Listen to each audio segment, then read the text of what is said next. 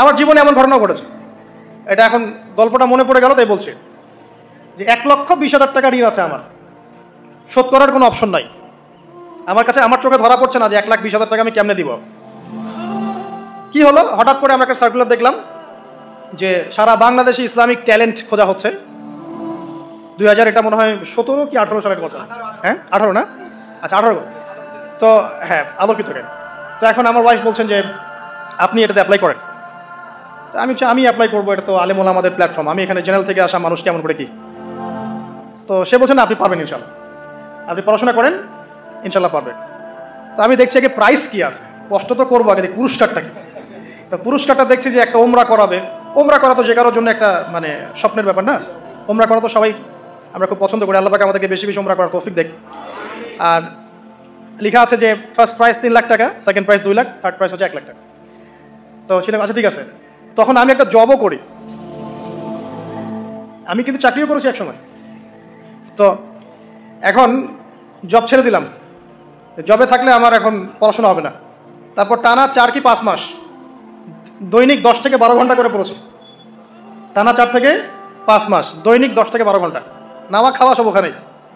আর যতটা সহজ মনে করছেন আসলে কিন্তু প্রতিযোগিতা তত সহজ নয়। আসলে যে কোনো জায়গা থেকে প্রশ্ন আসতে পারে, আকিদা, সিরাত, ইতিহাস, এটা ওইটা অনেক টপিক, প্রায় 36টা বিভাগ আছে। তো আলহামদুলিল্লাহ কীভাবে জানি আস্তে আস্তে উঠতে পারলাম। গিয়ে দেখলাম যে হ্যাঁ টিভি রাউন্ডে চলে গেছে। আমি তেমন কিছুই করি নাই, আমি শুধু পরিশ্রম করেছি, আল্লাহর কাছে বেশি থেকে বেশি দোয়া করেছি যে আল্লাহ আমার ঋণ আছে, ঋণ শোধ করতে হবে একটা। এবং আমি চাচ্ছি যে এই প্রোগ্রামের মধ্য দিয়ে দিনের একটা বড় সার্কেল পাওয়া যায়, দিনী প্ল্যাটফর্ম পাওয়া যায়। তো আলহামদুলিল্লাহ আল্লাহ পাকের ইচ্ছায় সেখানে একটা ভালো রেজাল্ট হলো এবং সেখানে ওমরাও করা হলো আলহামদুলিল্লাহ। এবং ক্যাশ তারা খুব তাড়াতাড়ি দিয়ে দিয়েছে। আমি পুরো ক্যাশটা আগে পেয়েই আগে ঋণটা শোধ। এখন এই সময় কিন্তু আমি দোয়াটা করেছি, আল্লাহুম্মা কফিনি বিহালালিকা আন হারামিক ওয়া আগনিনি বিফাদলিকা আম্মান সিওয়াক। দেখেন আমি কিন্তু জানতামও না এমন কোনো প্রতিযোগিতা হবে, আমি সেখানে পার্টিসিপেট করব, ওই ওসিলায় ওমরা করব, ওই ওসিলায় আবার ঋণও শোধ হবে, আমার কিন্তু মাথায় ছিল না। এটাই হচ্ছে আল্লাহ পাকের সেই আয়াত, ওয়া মান ইয়াত্তাকিল্লাহ ইয়াজআল লাহু মাখরাজা। আল্লাহ পাককে যে ভয় করবে আল্লাহ পাক তার জন্য রাস্তা খুলে দিবেন ইনশাআল্লাহ।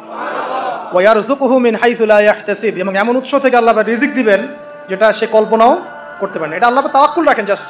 ওই ইসমাঈল আলাইহিস সালামের মায়ের মতো হাজরা আলাইহিস সালাম ইব্রাহিম আলাইহিস সালামকে বলছেন আপনি আমাকে এখানে ছেড়ে যাচ্ছেন কি জন্যে? ইব্রাহিম বলছেন আল্লাহর আদেশে।